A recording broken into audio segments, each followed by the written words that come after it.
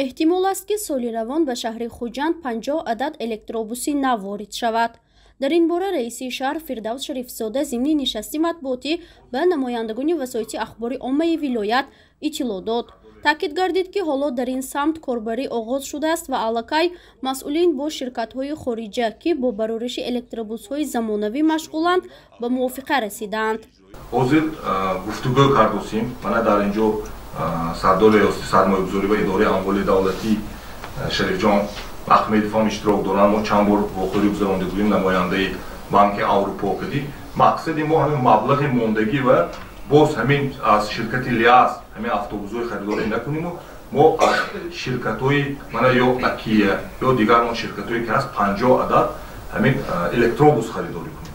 این کار رفته است باید که همین وقت‌های نزدیک حل شود.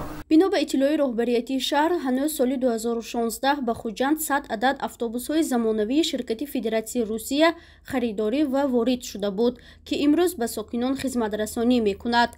اما تاکید گردید که اتوبوس‌های وارد شده از جهت صفت و هم اقتصادی به زمانی امروز جوابگو نیست. از این سبب حالا در حدود شهر 40-50 عدد اتوبوس‌ها به ساکنان خدمت رسانی می‌کند و خلاص که این رهبریت شهر را قانع نمی‌کند. هر روز نکم از 40-50 عدد اتوبوس‌ها خدمت رسانی کرده ایستاده است. لیکن این هم قانع کننده نمی‌باشد.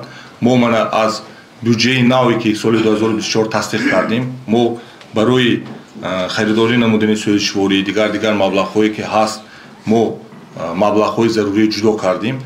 پورا حرکت میکنیم که 70-80 عدد نقلیات مسافرکشان هر روز برآمده برای مردم خدمت رسانی کنند. اطلاع داده شد که حالا پارک اتوبوس‌ها در شهر خوجند پورا تعمیر و تجدید کرده شده است. مسئولین تصمیم دارند که در کوتاه‌ترین فرصت الکتروبوس‌های زمانوی را به شهر وارد کرده خدمت رسانی خوب را برای مهمانان و ساکنان به راه مانند. ما این موضوع را پیگیری میکنیم و در حالت وارد شدن الکتروبوس‌ها به خوجند حتما با پخش گزارش ویدیویی به شما خبر خواهیم داد. فرزانه شمسی و پرس تیجی، شهر خوجند.